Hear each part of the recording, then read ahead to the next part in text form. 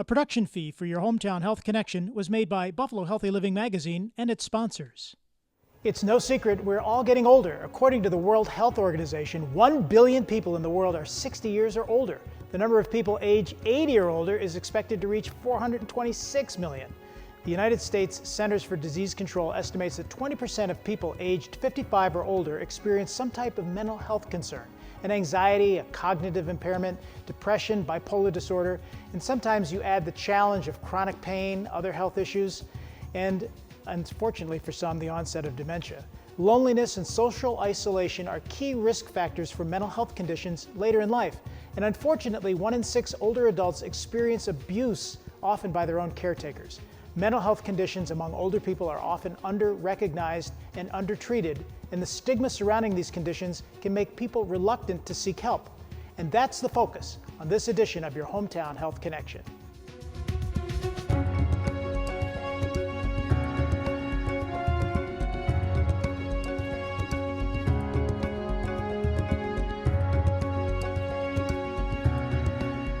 If you think mental illness is scary, imagine what happens when we don't talk.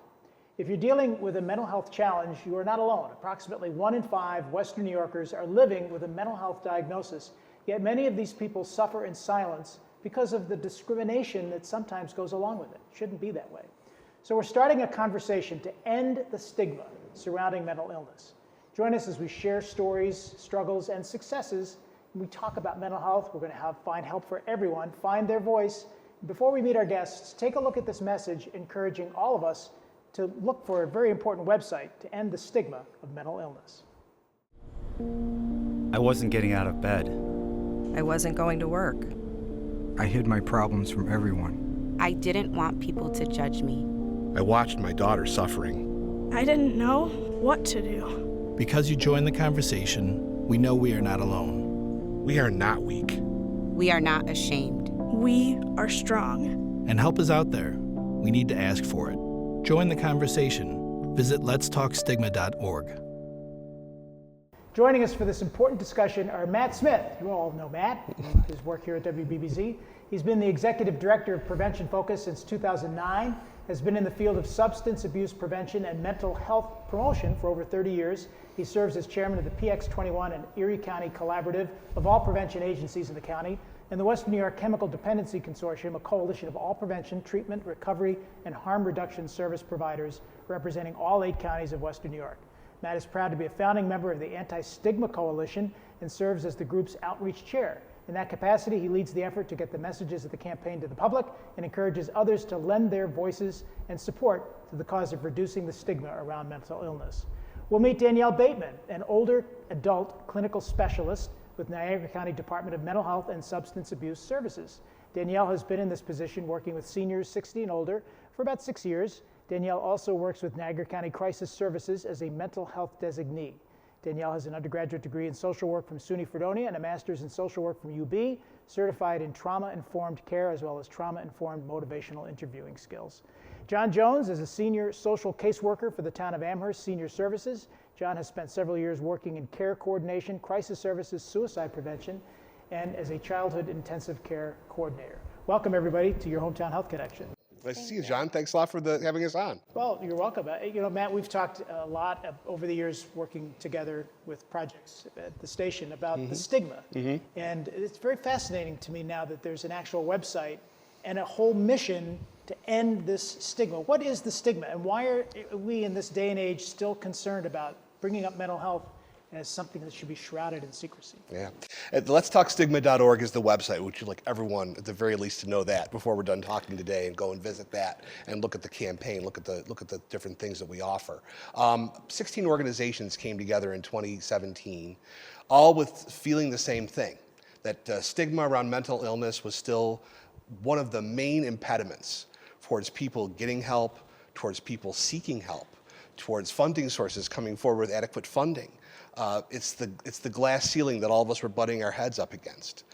For some reason, we still can't seem to get over that it's a normal, natural thing to be talked about in the same way that physical health should be talked about. person would walk around for months and months and months with a broken leg, they'd go see a doctor because it's the right thing to do. We need to get people thinking the same thing about depression, anxiety, all the myriad mental health issues that could possibly arise as the medical things that they are.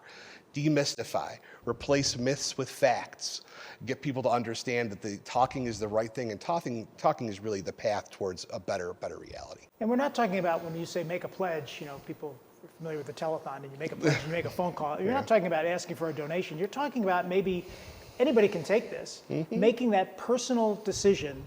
And I'm going to read from some of the notes here that you've provided. Like avoid using words like crazy and psycho and you're nuts. Right. And insanity, things that are derogatory, particularly for somebody who's dealing with mental illness, or you may not know is dealing with mental illness, and you use those words, and it's very harmful. So taking that pledge when you go to the website is really a personal choice. And over 4,000 people have already done that. I mean, realizing the power of words, realizing that words do help to shape attitude and belief ultimately, and trying to be careful of those words. But also just a willingness to discuss the issue in an unafraid, candid manner is what we're really asking for people to consider doing, and talking to others about the exact same thing. Reaching out to loved ones, reaching out to people who you have influence over, to make them understand that this should be a normal topic of conversation, as normal as going to the dentist or the doctor. This should be in that same category. Danielle, you work a lot with seniors, and I really admire you for doing that. It's God's work, sometimes. But with that, the generation that watches this station sometimes look at that and say a mental health issue is something that they're not comfortable talking about.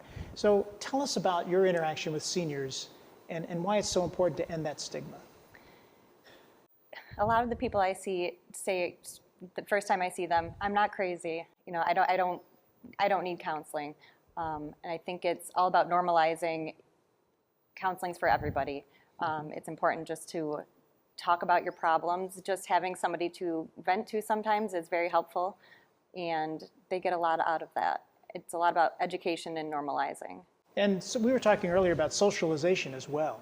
How does that play when people are not feeling their best, and yet they get a chance to socialize? That must make them feel better. Yes, I think a lot of people compare themselves to others, not just seniors. Everybody does that. And I think hearing, okay, I'm not the only person who feels this way, and not being alone with your thoughts is helpful. So it's very important for seniors to get out and socialize. Yeah. And John, to pick up on the socialization part that we just mentioned with Danielle, tell us what you do in Amherst, and how important is socialization for the seniors that you work with? Great question. I'm a social worker at the Amherst Senior Center, and we provide a lot of programming, a lot of classes. We have a congregate dining site there, and the socialization is so huge when the people there don't see one of the members. They're concerned, and they're asking questions. They look out for each other. We have a lot of the programs, exercise programs, financial programs, wellness programs, just to make sure that they're getting out in the morning and socializing. They express the reason I came today. You had a great story of a World War II vet, a generation the greatest generation. Share that story, because it's really wonderful. He comes in, has his hot cocoa. He doesn't always have his meal during the day. He prefers to eat at home, but he likes his hot cocoa, and he says it's just to socialize. He gets up, he comes to see his friends. And you mentioned something very important just now about exercise and eating, and not only the socialization, but if somebody is feeling low, they have to take care of themselves in ways that make them feel better no matter what their age. So coming to the senior center, I'm sure they get a balanced meal, and they're able to get some guidance, and the exercise is very important. You got to stay active. Very active, very important to be active. The meals are provided Monday through Friday, and the people come, they want to take part in their classes. We have aging mastery program through the county, which people sign up. We usually have a waiting list for that program. We have yoga, Tai Chi, a lot of exercise is important. The motion of life is to get out and exercise. Yeah, very important. Danielle, we were talking in preparing for this program about sometimes when seniors are depressed or they have some mental health issues, they tend to abuse substances. Maybe they start to drink, or God forbid they start to take drugs. I've heard from other agencies where drug abuse among seniors is actually on the rise. What have you seen with respect to substance abuse in seniors? We were actually just talking about that also. a lot of times, people say, I have my 2 glasses of wine after dinner. Suddenly it becomes a problem. As we get older, our metabolism slows and changes. We take different medications that affect us differently. Seniors often, lose weight. So things that worked for them before don't work anymore. Also, when people are alone and isolated, people aren't checking in on them. There's no checks and balances, and they don't realize, that has become a problem. Yeah, and I would think, somebody that would be used to having a few glasses of wine in their 40s, it's very different when you're in your 80s, Right. as you said. Right. And Matt, we've talked about substance abuse among young people, with the agency that you work with Prevention Focus. Right. But it is prevalent among seniors, isn't it? Oh, it is. And I think COVID didn't do any of these issues any favors. Again, the isolation that was going on for a very, very long time, the increase in home delivery services for things like this did increase actual day drinking and use behaviors.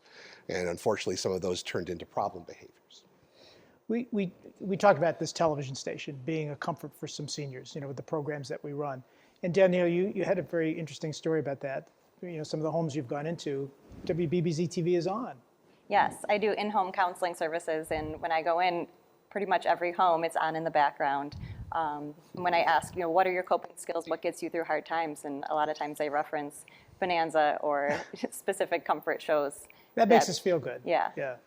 And Matt, I think, we talk about that socialization, and Danielle and I were talking before the program. Technology, if a senior can embrace the technology, that opens up a whole new world for them too, doesn't it, Danielle? It does. That use of Facebook, just FaceTiming family members is very important. Feeling a part of the family, even if they can't get out and get to the family parties like they used to, things like that. And also there's telehealth services now, which we discussed, that if you cannot get out to counseling and you can't, physically leave your home, that's a great option. Yeah, I know just in my own personal world, I'm sometimes very technically challenged, and I try to get over it and I work forward to do that. But seniors should be the same way. Just try to embrace the technology and learn it, because it really can open up a whole new world. They can connect with their families again and take a look at their grandkids and see what life is like. I know my mother, who's now going to be 90 years old this fall, John, afraid of Facebook, but we have a thing called GrandPad, which is basically an invitation-only kind of posting site where all of 6 of her kids are expected on the regular to be posting photos of grandchildren and things like that. So she's able to get that going on. Yep, Which is and nice. you just had another grandbaby come into your life. Yes, I've got 4 now. Yeah, so Thanks there for you go. asking. So when seniors start to face some of these issues, sometimes they're told, well, it's just, you're getting old. Your memory's going to fail, or you're going to start feeling pain. So they just accept it, but they don't really have to accept what we are defining as mental illness, because it's one thing to feel bad, but it's another thing to have a mental illness. There's Share some of that. absolutely reasons why people might feel sad or down or blue. I mean, there's absolutely many reasons why that could happen. And the trick is separating that normal from something that could be then diagnosed or needs help. Loss, losing friends, losing loved ones as we age.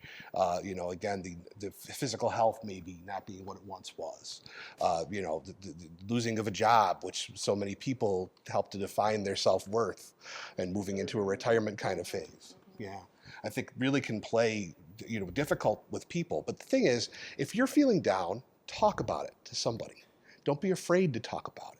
If it goes into the realm of something greater than just a momentary thing, great. Now we're on the path towards discussing it. And even if it is only just normal, regular blues, it's not bad to talk about it as a way to cope, to get out of that rut. We talked a little bit about how you handle mental health. Some people treat it with medicine, and they look to certain drugs. Some people treat it with therapies. But John and Danielle, I'll ask you this. I would think that the mix of the two, if there's a true mental health issue, is probably the best route to take. John, what do you think? I agree. Medicine is indicated. You talk to your professional, you talk to your doctor, but getting involved in the community. One of the other options is at the center, we have support groups. I offer a men's support group. When I started at the center, they noticed that a lot of the gentlemen were coming and talking to me. So they asked if I could start a men's support group. It's getting together, talk about men issues. You might not be comfortable to talk to your family or your, the loved ones, work associates. So coming privately to talk. We have a grandparent kinship support group. again, reaching out and letting others know what's going on. You're not alone. It's a reason to get up in the morning and get involved. How about the difference between men and women dealing with this? You know, historically, men tend to shy away from even going to the doctor. You know, we're tough, we're not going to do this and that. Not always the best road to take, having done that myself. Stereotypes. Yeah, so how does that play into it when you deal with the seniors that you're working with? It's a big part of it. And like I started to say, when I started, a lot of the women noticed men were coming and talking to me. You know, that they were reaching out because they had someone to talk to another guy. They didn't feel comfortable talking to a woman, per se. And women stereotypically tend to open up, share their feelings. But the idea is, I don't know if any of you guys have had it, but if you got a good friend you go to lunch with, you know, and you start talking, you start sharing that. It's rare, and we're seeing more and more of the morning breakfast clubs and guys getting together. So we're trying to mimic that. I think every different subgroup you can think of has different rules of engagement, different values, different norms. And some of those are great, and some of those, unfortunately, get in the way of having the conversations that are so necessary to help people maintain their mental health. This idea of self-reliance, this idea of strength, this idea that if you somehow need to talk about this, you're weaker, or you know, it invites to some sort of criticism or feeling bad about it. And that's really what has to be overcome. Because again, if you had the flu, you take medicine, right? You go and see a doctor. This is the same thing. We have to make sure people are thinking that way. And every group you encounter has a different set of rules, a different set of mores, which you have to kind of fight through to get to the stigma issue. Well, and he mentioned support groups, and we talked about socialization, and I think the big thing about ending stigma there is that normalization. I'm not alone. This happens to everybody else. My neighbor has never mentioned it to me before, but it just came up, and you know, it's something they're struggling with too. So how do you know if somebody is just feeling blue or truly has a mental illness? And is it somebody that would come to you and say, I think there's something more here to this, or is it something you see as an individual dealing with that population? How does that determination get made?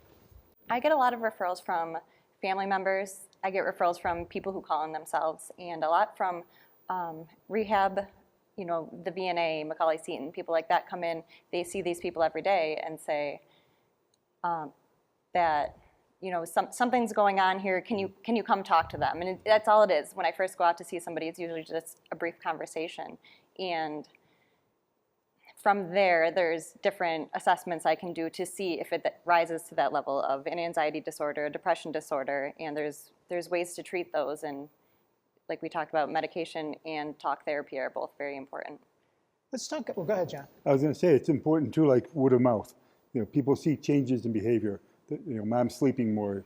She's maybe not taking care of herself. She doesn't get her hair done like she used to. So the everyday behaviors change, and our loved ones are the best resources. You know, the people around us, the neighbors sometimes. And that was where I was going to go, because the younger people in a senior's life, it could be an adult child, or you know, family members, or even a neighbor. If they see something, how does that play into it? So there's a daughter that's noticing a change in her mother, yet they don't want to say something because I'm not going to tell mom something's wrong, but there is something wrong.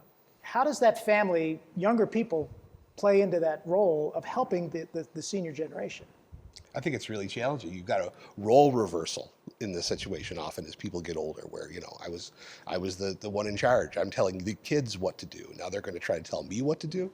How well does that go over? Absolutely. So it's about persistence. It's about, I think, having the right information and really working on that relationship. I was going to say a conversation needs to happen, and you have that relationship, building the rapport that they trust you, and you're there to help each other, really. Right. Our seniors have a lot of knowledge, and they've given us knowledge. They've given us a lot, and I think that's important when we look at ageism, that the seniors really are contributing to society. Maybe different roles. You know, you're a grandparent, I'm a grandparent. Right. We help. We step in and help out. We got to be mindful of that we contribute as well, and sometimes we need something back, so we help each other. I think something important to provide too is just basic education. You know, you don't have to say, well, you seem depressed. Maybe just mentioning what the symptoms of that might look like, and let the senior kind of mull that over. And I do see that, you know, my daughter-in-law mentioned she's going to counseling for X, Y, and Z. You know, I think it might be helpful for me too. So talk about yourself, normalize it, destigmatize it, definitely. And they shouldn't feel isolated because all of these services exist in various ways. You know, this website is very important because it has a portal for all of those places that people can find out other information. It could be something as severe as crisis services where somebody reaches out on something very traumatic, or it could be something where they reach out to, you know, the Amherst Senior Center or the senior center in their community. So people should not feel isolated at all, should they, Matt? They have to do a little bit of work, you know, but if you go to letstalkstigma.org, there are resources there. There are other places to get resources as well. Look a little bit, do a little bit of homework before you have that conversation with the senior in your life you want to talk about. And I would say, much like I would say to a person who's doing human resources in a company, is stick to the tangible facts. You know, I've noticed this, and this in a non-judgmental way, and talk about, well, maybe it could be something, you know, and let's get a person in here who really knows, that can test to see if it's really something. And even if it isn't, what have you got to lose? Let's just talk. Yeah. I know when I was on the board of the Alzheimer's Association, they would say that during holiday time, when families would get together, is when they would get the most referrals because people were together and they were noticing differences in their parents. But how do you know if it's a mental health issue or maybe it's dementia or a mix of the two? You know, it could be something, or you're kind of, the senior is going down that road. I mean, these are tough decisions to make, and you can't make them without testing and the proper medical vetting. But how does that play into it, Matt? And Danielle and John, I'll throw it out there, where dementia or Alzheimer's or something more significant, the onset of that might be seen in some of these situations that we're talking about. It's important to talk to medical professionals, of course, like you said, the assessments. Danielle's referred to tests that she can do. But the symptoms, recognizing the changes. I too saw that with holiday time. People getting together, families noticing, you know, Uncle Harry just doesn't seem to be as well. He's not taking care of himself. Last time I saw him, he was well groomed, and now he's got a beard and kind of scrofulous. And so we want to make sure that people are paying attention, and then go to their medical professionals for the testing. And it might be more obvious for if you haven't seen that person in a while, as opposed to people who are dealing with them on a daily basis, where it might have been a more gradual change. You see the changes. You haven't seen them since the last Christmas party, and then you see that. It's time to say something. Yeah, and generationally, I would think younger people maybe are more aware of not being negative and discriminatory when it comes to mental health. But seniors, I would think, just because of the generational background of, you know, hearing those things, those words that we used earlier, that's what they grew up with. Right. So there's, in their own mind, they're thinking, oh, if I have a mental illness, they start to just feel stigmatized themselves. I think there's a lot of that. I think that there's, you know, as other things aren't what they once were. The world's changed. It's a tougher world. Yeah, no doubt. Now, you work with Amherst, but Erie County has a social services center and a senior services center. So, you know, as we talked earlier, and you talked about some of the things that are out there, and sometimes seniors can go to these places, but do counselors and people who help go to the seniors? Is it There are some something places where that you do can that. reverse that polarity? Jewish Family Services provides home counseling. The New York Connects is a good resource. Erie County Senior Services is wonderful. I refer a lot of our people to CELJ, or Center for Elder Law and Justice. They have a wealth of knowledge there. Yeah, and there's nothing worse than a senior that's been abused. I can't even imagine, you know, from the guy that's going to prune their tree to, you know, they have to be aware of what they're doing on their cell phones. So there's a lot of things that seniors, you know, need to be aware of, and those that are caring for them. And Danielle, we talked about the importance of just being a neighbor. You know, if you have a senior next door to you or down the street, you should check in on them. The neighbors are as important as family, isn't it? Oh, definitely. The bigger the social circle, the better seniors do, from my experience at least. Yeah, those neighbors that, you know, they usually grab their mail the same time every day, and I haven't seen them lately. Those are the people that are checking in. They're noticing the differences. They're keeping an eye on them. I know there's a lot of stories with Meals on Wheels. You know, I'll just share a story. My mother, I got Meals on Wheels from my mom. She was starting to get a little onset of dementia, and I thought, you know, this was good. It's not that we couldn't afford the food, but it was the touch point on a day-to-day basis. And one day they found her on the floor, and you know, that was like a wake-up call for me to really pay attention. You know, and I think, and I say that and I share that because I think sometimes you don't want to, as a son or a daughter, come to that grip that, something's really wrong. So that Meals on Wheels is another agency to do that. So how would you suggest, Matt, somebody who is, you're faced now with my parent or my senior in my life is either having dementia or a mental health problem. How do you go about embracing that? Because it's tough sometimes. Yeah, I think that keeping the lines of communication open on the regular enables you to have much more power in this certain situation. I think as John pointed out earlier, it's very important to have the medical professionals involved, the right people. So some of these can manifest themselves as a regular doctor visit as the jumping off point, and hopefully, the person in your life is good at listening to those medical professionals and takes advice and does what the right thing is. Yeah. When we talk about seniors and we talk about the aging population, the world is getting older and staying older. Right. The longevity is very much prevalent. And I think, to your point, John, the younger generation can learn from the seniors. It's very important. They're libraries. Yeah. Let's talk about the website again. Sure. And the importance of why people should go to the website, Matt. Well, one of the things we didn't talk about yet, John, is the organizational members that are part of the campaign. We started out with 16 organizations that wanted to make a difference and got this started in 2017. We now have over 100. And there is a members tab on the website where if you're a business or if you're a church group, any kind of social group at all that would like to get involved, we need organizations to get involved to help get the word out, to subscribe to the newsletter, to use the different printed materials and distribute them, and the social media things, and getting people to watch our Facebook Live shows.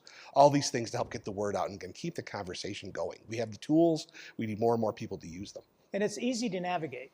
The website is very easy to find. And I think that's important, that businesses and the community, we're talking about social services agencies, but businesses too are supporting this cause. Absolutely. Your workers are dealing with things on a daily basis, and mostly that you don't know about. But it's people who are mentally healthy and are taking care of themselves on the regular are better workers. So it behooves everyone to be involved in this conversation. Yeah. Well, I'm glad we had this conversation, and it's very important. And I admire the work, particularly Danielle and John, that you do with seniors on a day-to-day basis, because you're making their lives better and extending their quality of life. I think that's very important, that the quality of life of the senior. And more than anything, Matt, we want to end the stigma, right? We don't want to say bad things about, we don't want to use words like insane or nuts or psycho. All of that's just terrible stuff. We need to make sure it's easier. Again, conversation is the key. It should be as normal as talking about anything else. Yeah, and pay attention to the seniors in your life. I want to thank our guests for being here today, Matt Smith, Danielle Bateman, John Jones, for this important discussion. And let's take another look at a message that you're going to see here on the station, and one that we hope that inspires you to end the stigma. I am an orientation and mobility specialist. I'm a lawyer. I'm a firefighter. I'm an advocate. I'm a sister. I am a mother. I'm a friend. I am me. I have bipolar disorder. Depression. On borderline personality. I'm not embarrassed. 1 out of 5 people lives with a mental health condition. We're all people, and if we talk about it, there's hope. Thanks for joining us on this edition of your Hometown Health Connection, presented by Buffalo Healthy Living Magazine. Be safe and be well.